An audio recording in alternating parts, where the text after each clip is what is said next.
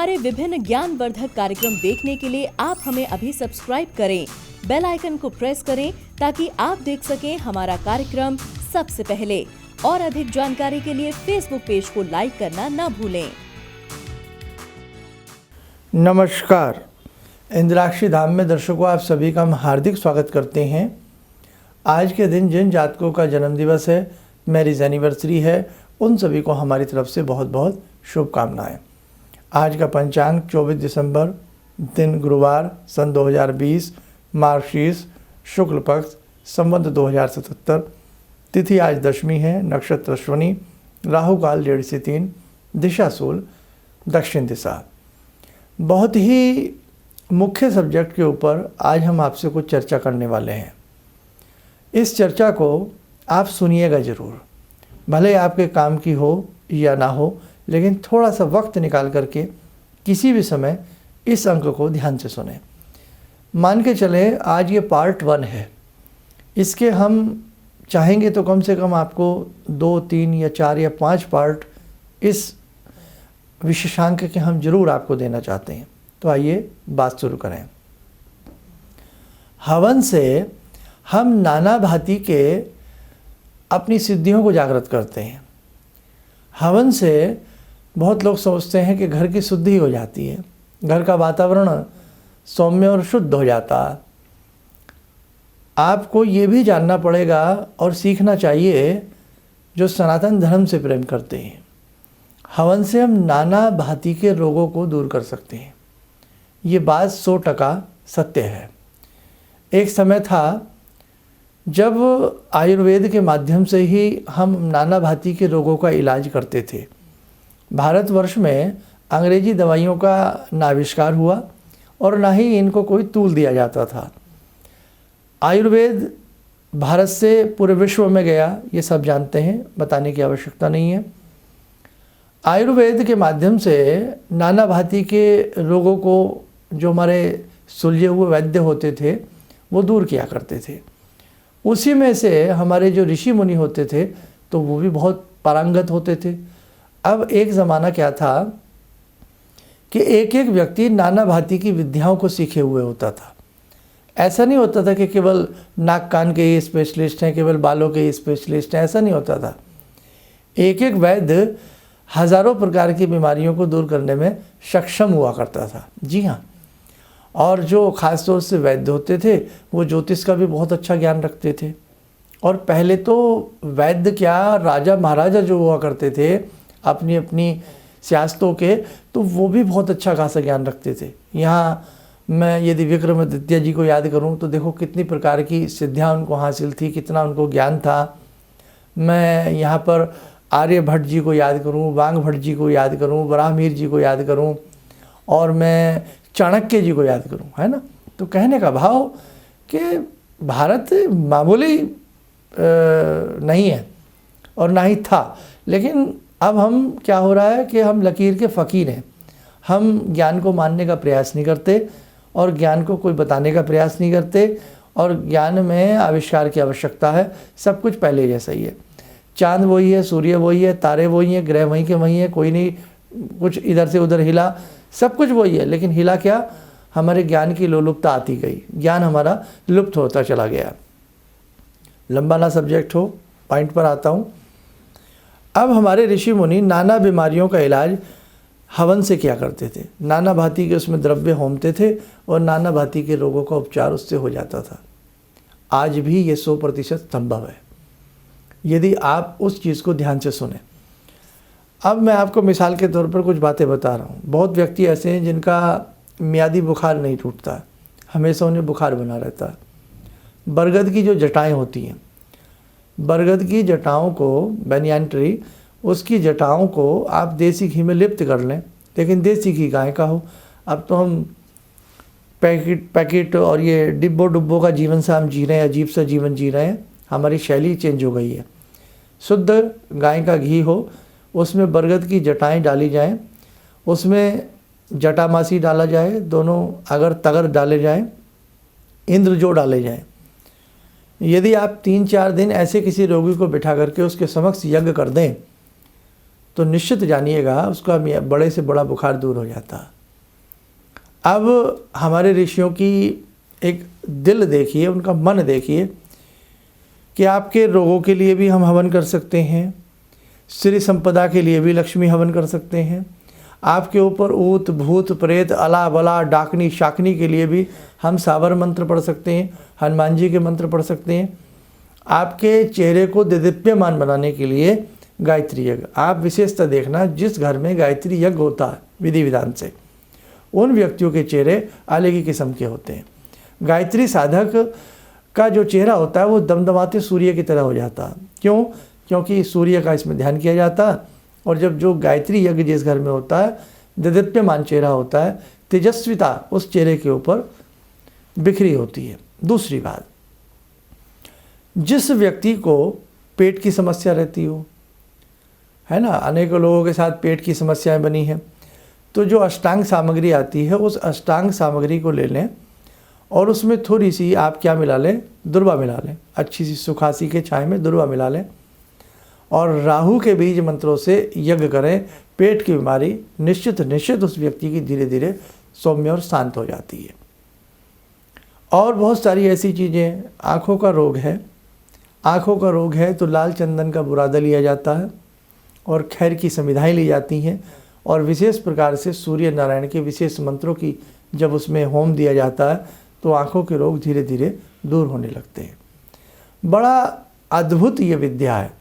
ये विद्या वास्तव में सागर है, इसमें हम डुबकी लगाते लगाते थक सकते हैं, लेकिन विद्या का अथाह सागर की गहराई कहाँ तक है वो नहीं नाप सकते हम।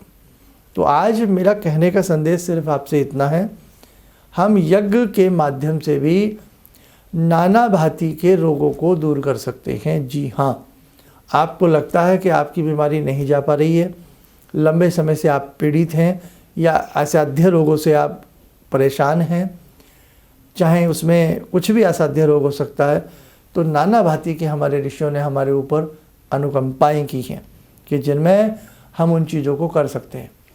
आने वाले समय में ऐसे बहुत आश्रम हैं जो पहले से इस काम में बहुत अच्छे से हैं, जैसे जिसमें मैं सबसे पहले नाम लेना चाहूँगा शांति कुंज हरिद्वार। आप कभी वहाँ जाइए, आपको समझ में आएगा कि कैसे यज्ञ की प्रणाली को, परिपाटी को जीवंत तरीके से परम पूज्य गुरुदेव ने संजो करके रखा हुआ है। ऐसे ही हम प्रयास करेंगे, आज का ये कार्यक्रम जो लोग बुद्धिजीवी देख रहे होंगे उन्हें कुछ समझ में ज़रूर आएगा, तो हम प्रयास करेंगे कि आगे इस कार्यक्रम के कुछ इम्पोर्टेंट पार्ट बनाए जाएँ, आपको सिखाया जाए, आपको समझाया जाए, ताकि आपके बहुत कुछ काम आ सके। यज्ञ क्या है? यज्ञ जो है वो ईश्वर का मुख माना जाता है, जिह्वा। हमेशा जब भी हम आहुति दें तो जब अच्छे से उसमें अग्नि प्रज्वलित हो जाए। और जैसे हम अपने मुंह में खाना डालते हैं ना, मुंह में निवाला रखते हैं प्रेम से, तो ऐसे ही जब आप यज्ञ करें तो एक गराई जितनी सामग्री आपके हाथ में होनी चाहिए और हम अदब के साथ हवन में उसे होमें। यह नहीं कि हमने देखा है यज्ञ पता ही नहीं, आंखें कड़वी हो रही हैं, लाल हो रही हैं, धुएं में रो रहे हैं, आप तड़फ रहे हैं, नाक पूछ रहे हैं रुमाल से, बस सोच रहे हैं पिंड छूट जाए किसी तरह, और ऐसे फेंकी, अरे क्या कर रहे हैं आप, हम क्या खाना मुंह में ऐसे डालते हैं? फिर कहते हैं साहब मुझे तो लगता नहीं कहीं देवता है, मुझे तो लगता नहीं कहीं लाभ होता है। सामग्री भी आप बाज़ार से पता नहीं कौन से क्या क्या ले आते हैं उठा करके। इन सब चीज़ों में मेहनत लगती है, अच्छी चीज़ों का चयन किया जाता है, अच्छी होम द्रव्य सामग्री बनाई जाती है, फिर अच्छी ही भावना के साथ। ज़रूरी नहीं कि आप 100 आदमियों की भीड़ बैठें, आप 10-10 आदमी बैठिए, 5-5 आदमी हवन कुंड के वेदी के चारों तरफ बैठिए और नीचे हाथ लगा करके स्वाहा आराम से डालिए। आप यज्ञ भी अनेकों प्रकार के होते हैं, यज्ञ की भी अनेकों प्रकार की कलाएँ होती हैं। अब बताओ क्या क्या सीखेंगे साहब आप, है ना। अब हम तो खुश हो जाते हैं साहब, गैस को जला लिया और उस पर हमने एक कंडा जला लिया, 2 लौंग रख दी, बहुत बढ़िया, अभी प्रसन्न हो जाएंगे हनुमान जी आपसे, हैं। तो क्या मतलब हम लोग बावलों वाली बात सी कर रहे हैं, अपनी विद्याओं को हम हास कर रहे हैं, अपनी विद्याओं को हम छिपा रहे हैं, सीखने का प्रयास नहीं कर रहे। आप में से जो लोग दीक्षित चुने जा रहे हैं, जो भी दीक्षित हैं, चुने क्या जा रहे हैं, जो भी आपने जिन्होंने नाम लिखाया है, प्रयास करूँगा कि आपको बहुत कुछ सिखा सकूँ, बहुत कुछ दे सकूँ। और जो भी हमारा ये कार्यक्रम देख रहे हैं, चाहे वो दीक्षित है या नहीं है, सबके साथ मिल करके, सबके सहयोग से हम इसका एक विशेष प्रकार के पार्ट बनाएंगे और आप तक हम पहुंचाएंगे। अब आपका धर्म है उन पार्ट को आगे तक फैलाइए। भारत की यज्ञ गरिमा को आप दूर दूर तक बताइए कि भारतवर्ष कैसा देश है और भारत में हवन के से भी हम अनेकों प्रकार के रोगों को दूर कर सकते हैं। जब उसमें कोई भी द्रव्य होमा जाता है ना, उस द्रव्य का जो होम है, उसका जो एक तरह से उसकी ऊर्जा है, उसके जो प्राण हैं, वो जब आकाश मंडल में बिखरते हैं ना, तो नाना भांति के जो आकाश में उड़ने वाले परिंदे हैं उन्हें जीवन मिलता है। आप देखिए आज चिड़ियाएँ कहाँ रह गई हैं, चिड़ियाएँ ख़त्म हो गई ना, गिरह गोदिकाएँ ख़त्म हो गई। ऐसे सुना जाता है चीलबाज पता नहीं विदेश के लोग ले गए, कहाँ ले गए, मुझे तो नहीं लगता। मुझे तो लगता है सब बेचारे मर खप गए, क्योंकि वायुमंडल में कितनी रासायनिक गैसें जा रही हैं, कितना प्रदूषण फैलता जा रहा है। हम ही शाम को आँखों पर देखो कैसी जलन हो जाती है जो अर्बन सिटीज़ में रहते हैं, है ना। तो कहाँ से बेचारे परिंदे कैसे रहेंगे, वन कटते जा रहे हैं। तो जिस वक्त ये अच्छे द्रव्यों का हवन किया जाता है, जब आकाश में उसकी ऊष्मा पहुँचती है ना, तो उन परिंदों को भी जीवन मिलता है, एक तरह से उन्हें ऑक्सीजन मिलती है, प्राण मिलता है उन्हें। मामूली मत समझिए हमारी विद्याओं को आप। खैर, अब ज़्यादा आपसे नहीं कहेंगे, आप बोर हो जाते हैं, और बहुत सारी बातें आप सुनते रहिए, समझते रहिए। अच्छा सामान जो भी हम बताएं उसे अपने पास रखिए, बुरी बातें हमारे तक छोड़ दीजिएगा। आइए दर्शकों, समय हो चला आज की ध्यानमाला का, जुड़ते हैं माँ जगदम्बा भगवती से। ॐ सिन्दूरारुण विग्रहां त्रिनयनां माणिक्यमूले स्फुरात् स्तारानायकशेखरं स्मितमुखी भापेन वक्षोरुवां पाणिभ्यामलपूर्णरत्नचषकां रत्नोत्परां बिभ्रति सौम्यां रत्नगटस्थरक्तचरणां ध्यायेत् पराम् अम्बिकां खड्गं चक्रगदेषु चापपरिगान् चूलम्बुशोण्डिं शिरा शङ्खं समदधतीं करे स्त्रीनयनां सर्वाङ्गभूषावृतां नीलासमद्युतिमास्य पाददशकां सेवे महाकालिकां यामास्तो स्वपितैहरो कमलजो हन्तुं मधुं कैटवं विद्युद्दामसमप्रभां मृगपते स्कन्दस्थितां भीषणां कन्या विहकरवालखेटविलसा धस्ताविरासेवितां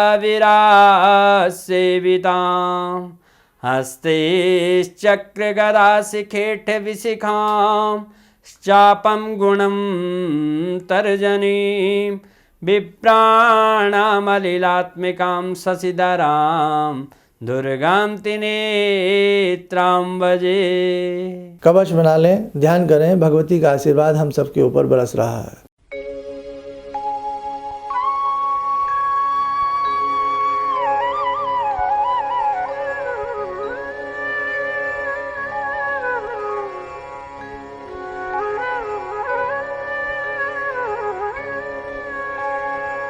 ओम बोलते हुए सामान्य हो, नेत्र खोलें। एक विशेष संदेश कि नववर्ष आने को है, हालांकि अंग्रेजी नववर्ष है, उसके हमने कुछ आपको सुगम उपाय बताए हैं सभी राशि वालों के लिए। तो अपनी अपनी राशि के उपाय, उन विशेषांक को सुन करके आप लोग ज़रूर कर लीजिएगा, ताकि जीवन में कहीं ना कहीं, किसी न किसी रूप में, किसी न किसी फॉर्मूले से जीवन में शुभता आती रहे। इन्हीं शब्दों के साथ हम अपनी वाणी को विराम देते हैं। जय माँ इंद्राक्षी। मेरी बहुत दिन से दिली इच्छा थी कि आप जैसे कोई मुझे धर्मात्मा पर महापुरुष मिलें और मैं वहाँ जाके जुड़ के और देश समाज से के लिए कुछ कर पाऊँ। कई चीज़ें हैं समाज में, समाज सेवा में भी मन में वो शांति नहीं मिली, जैसे आप समझ सकते हैं कि बहुत सारी गड़बड़ियाँ भी रहती हैं। आज का अनुभव यही है कि मुझे आस लगता है कहीं सही रास्ता मिल गया है, सही मंजिल मिल गई है, जो मैं करना चाहती थी शायद अब मैं कर पाऊँगी। किसी भी समस्या के समाधान के लिए मिले प्रसिद्ध हस्तरेखा एवं वास्तु विशेषज्ञ प्रोफेसर धर्मेंद्र शर्मा जी से। नोट: शिविर में भाग लेने हेतु एवं व्यक्तिगत रूप से मिलने के लिए कॉल करने का समय सुबह 10 बजे से शाम 6 बजे तक। हमारे विभिन्न ज्ञानवर्धक कार्यक्रम देखने के लिए आप हमें अभी सब्सक्राइब करें। बेल आइकन को प्रेस करें ताकि आप देख सकें हमारा कार्यक्रम सबसे पहले। और अधिक जानकारी के लिए फेसबुक पेज को लाइक करना न भूलें।